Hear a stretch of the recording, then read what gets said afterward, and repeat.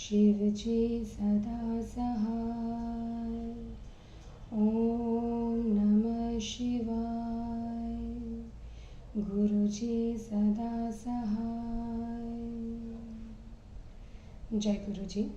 अथ श्री शिव महापुराणे द्वितीयायां रुद्रसंहितायां तृतीयः पार्वतीखण्डः अथ त्रिपञ्चाशोऽध्यायः। ब्रह्म उवाच अथ विष्णवादया देवा मुनयश्व तपोधना कृत्वा वश्यकर्माणि यात्रां सन्ते निरे गिरे ततो गिरिवरः स्नात्वा स्वेष्ठं सम्पूज्य यत्नतः पौरबन्धून् समाहूय जनावासं ययो मुदा तत्र प्रभुं प्रपूज्याथ चक्रे सम्प्रार्थनां मुदा कियद्दिनानि सन्तिष्ठ मदगेहे सकेलहसः विलोकनेन ते शम्भोः कृतार्थोऽहं न संशयः धन्यश्वयस्य मद्गेहे आयातोऽसि सुरेशः इत्युक्त्वा बहुशैलेशः करो बद्ध्वा प्रणम्य च प्रभुं निमन्त्रयामास सह विष्णुसुरादिभिः अथ ते मनसा गत्वा शिवं संयुतमादरात् प्रत्युचुर्मुनयो देवा हृष्टा विष्णुसुरादिभिः देवा ऊचु सन्ध्यस्त्वं गिरिशार्दूल तव कीर्तिर्महीयसी त्वत्समो न त्रिलोकेषु कोऽपि पुण्यतमो जनः यस्य द्वारि महेशानः परब्रह्म सतां गतिः समागतः सदाशैश्व कृपया भक्तवत्सलः जनावासोऽतिरम्यश्व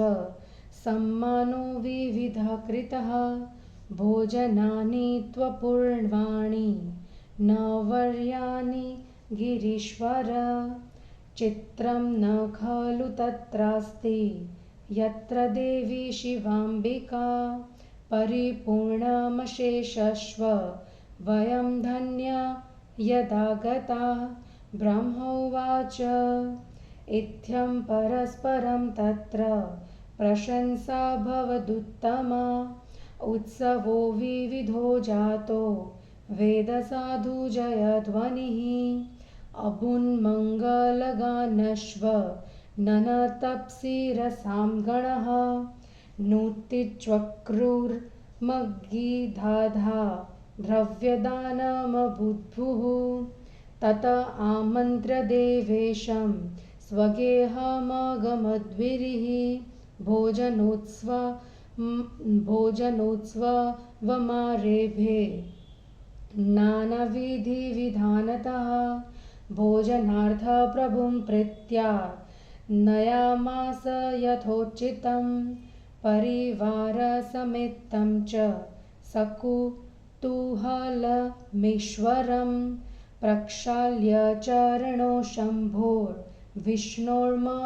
वरादरात् सर्वेषाममराणाश्व मुनीनाश्व यथार्थतः परेशान्श्व गतानाश्व गिरीशो मण्डपान्तरे आसयामास सुप्रीत्या तांस्तान् बन्धुभिरन्वितः सुरसैर्विविधान्यैश्च तर्पयामास तान् गिरिः बुभुजुर्निखलास्तेवे शम्भुना विष्णुना मया तदानीं पूरनार्यश्व गालिदानं व्यधुर्मुदा मृदुवाण्या हसन्त्यश्च पश्यन्तो यत्नतश्वतान् ते भुक्त्वा चम्यविधिवत् गिरिमामन्त्र्य नारद स्वस्थानं प्रययुः सर्वे मुदितास्त्रुट्पीतिमागता इत्थं तृतीयेधस्त्रेऽपि मानिस्तास्ते भवन्मुने गिरीश्वरेण विधिवादा न मानादरादिभिः चतुर्थे दिवसे प्राप्ते चतुर्थी कर्मशुद्धतिः बभूव विधिवधेन विना खण्डित एव सः उत्सवो विविधाश्वासीत् साधुवादजयध्वनिः बहुदानं सुगानश्च नर्तनं विविधं तथा पञ्चमे दिवसे प्राप्ते सर्वे देवा मुदान्विताः विज्ञप्तिचक्रिरे शैलं यात्रार्थमतिप्रेमतः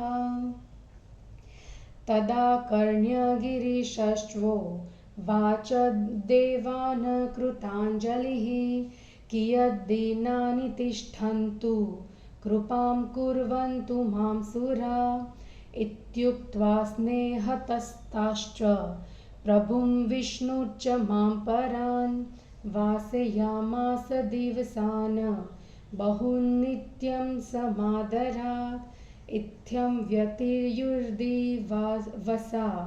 बहवो वसतां च तत सप्तर्षीन् प्रेषयामासुर्गिरीशान्ते ततः सुराः ते तं सम्बोधयामासुर्मेनाश्च समयोचितं शिवतत्त्वं परं प्रोचुः प्रशंसन् विधिवन्मुदा अङ्गीकृतं परेशेन तत्तद्वोधनतो मुने यात्रार्थमगमच्छम्भुः शैलेशं सामरादिकः यात्रां कुर्वति देवेश स्वशैलं सामरे शिवे उच्चैरुरोदसामेन तमुवाच कृपानिधिं मेनोवाच कृपानिधे कृपां कृत्वा शिवां सम्पालयिष्यसि सहस्रदोषं पार्वत्या आशुतोषः क्षमिष्यसि त्वत्तदाम्बुजभक्ता च मध्यस्था जन्मजन्मनि स्वप्ने ज्ञाने स्मृतिर्नास्ति महादेवं प्रभुं विना त्वद्भक्तिश्रुतिमात्रेण हर्षाश्रुपुलकान्विता त्वन्निन्दया भवेन्मौना मृत्युञ्जयामृता इव ब्रह्मोवाच इत्युक्त्वा मेनका तस्मै समर्प्य स्वसुतां तदा अत्युच्चैरोदनं कृत्वा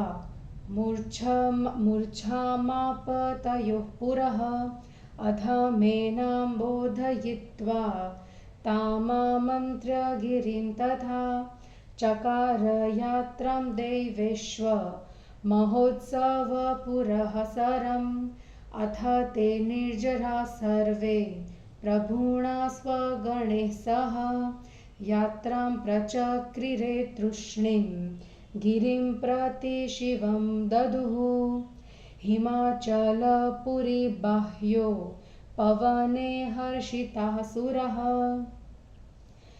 सेश्वरः सोत्सवास्तस्थुः पर्येषिन्त शिवागमम् इत्युक्ता शिवसद्धात्रा देवे सह मुनीश्वर आकर्णय शिवायात्रां विरहोत्सवसंयुताम् इति श्री शिवमहापुराणे द्वितीयायां रुद्रसंहितायां तृतीये पार्वतीखण्डे शिवयात्रावर्णनं नाम 53तमोऽध्यायः। हिंदी अनुवाद। ब्रह्मा जी ने कहा, उसके बाद विष्णु आदि देवता तपोधन मुनि आवश्यक कार्यों को करके हिमालय के घर से जाने के लिए तैयार हो गए।